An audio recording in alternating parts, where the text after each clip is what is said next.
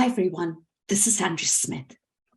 Happy New Year to you all. I'm a stress resilience coach, cognitive behavior therapist, and author of my first book, Fear Less, Live More. Today, discussing developing emotional awareness, a positive habit. Now, what is developing emotional awareness? What does that mean? Emotions, the mere word, creates the biggest problems in our life. Why does it do that?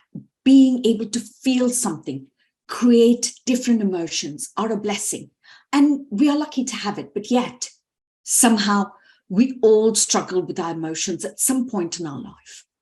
Now here's the answer. We create this false imagination in our mind that we must feel positive at all times. And when we don't, we come across tough situations in our lives and struggle to stay positive. We blame ourselves and create this whole self-sabotaging cycle that keeps us going till we get shattered. Now, how are emotions born?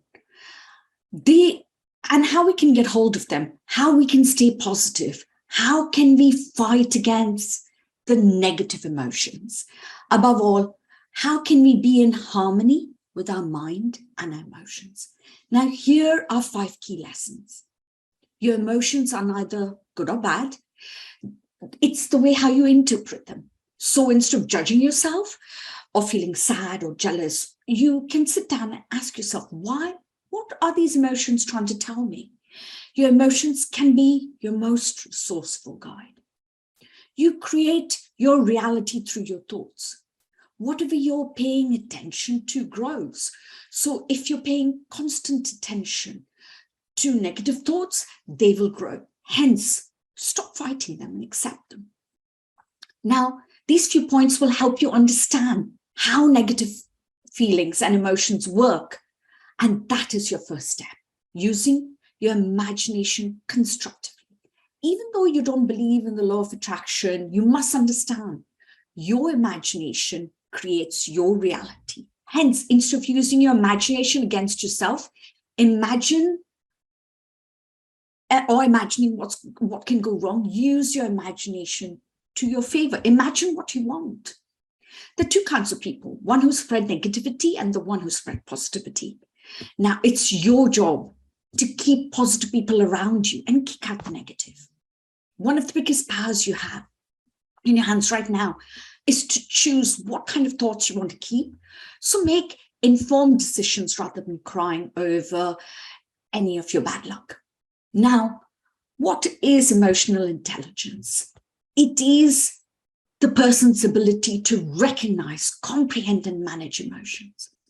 People with high emotional intelligence can effectively integrate their emotions and reasoning to achieve desired results.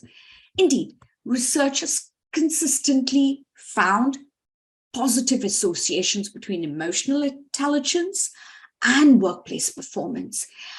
This makes it the highest sought after skill in the workplace. Now, emotionally intelligent people can quickly learn how to identify their negative emotions and use them to their advantage. So today I'm sharing about 5 ways you can use those negative emotions and create a positive emotional intelligent experience. Now, first is having greater awareness. Negative emotions protect us from by alerting us to potential threats and indicate when is the time to change those actions or thoughts. Now, because negative emotions are usually more intensely felt, they often require special attention. Emotionally intelligent people use what they've learned from their negative emotional experience to increase their self-awareness. This enables them to identify how they feel in future situations more accurately and strategically, assess whether those emotions will best serve them. Now, your second point is pay greater attention to detail. According to researchers, a slightly negative mood may be beneficial, but when you review and document these errors, negative emotions are found to be beneficial when performing a task that needs greater attention and detail. Now, the third point is take responsibility for how you feel. This teaches you not only you can save yourself, in reality, many people think they know this, but continue to complain about people and circumstance, why everything else about them causes their emotions. And the truth is you may react to your surroundings. Your surroundings do not necessarily create your emotional state. Now, the fourth point is what do you most want is on the other side of what you're afraid of. So focus on that instead. Allow your emotions to teach you one most important thing about yourself, what you fully desire. Failure is not a bad feeling, but failing to recognize you're not on track towards your goals, that's not great for you. When you examine your emotions inside out, you notice that at the core of most likely there is a love in some form or the other. If nothing else, know that negative emotions pass, but only when you recognize the cue they're trying to give you. Not that the world's a mess and your life is terrible and hell's about to break loose. And January, they say, is the most depressing month, but you are blocking the life that you want with your fear. So pay attention to it. Take something away from it. Take appropriate action. Now, the fourth point is don't stuff your feelings. Work might not be the best place to express your deepest feelings, but your co-workers and your clients can possibly do without you blowing up or crying on the job. That doesn't mean that you're stuffing your feelings down is always a good idea. Ignoring those emotional consequences of a workplace conflict or a problem most likely to have an opposite effect. For one thing, creates unspoken stress, and it can have a variety of negative effects on your mental and emotional health. These effects are bound to interfere with your ability to think clearly, to work efficiently over time.